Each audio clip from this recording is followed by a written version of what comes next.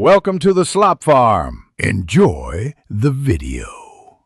You begin by confirming network parity. Both devices must be on the same Wi-Fi and subnet.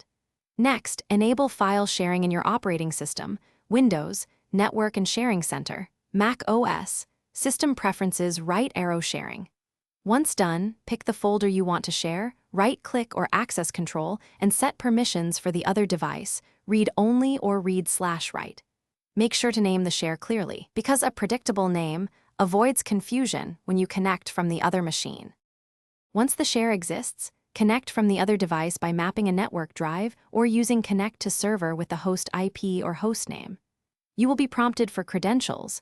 Use the account you granted access to, or enable guest access for convenience. Beware of security trade-offs.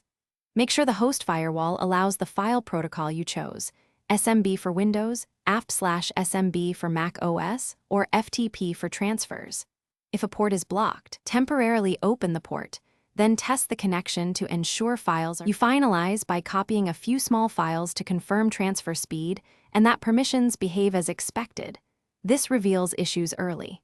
If the share doesn't appear, make sure the network profile is set to private or trusted, verify the sharing service is running, and look for IP address conflicts. If problems persist, restart the sharing service or both devices, recheck firewall rules and credentials, and only then adjust router settings. This sequence narrows down the cause efficiently. Thanks for watching. Consider subscribing if we helped you today.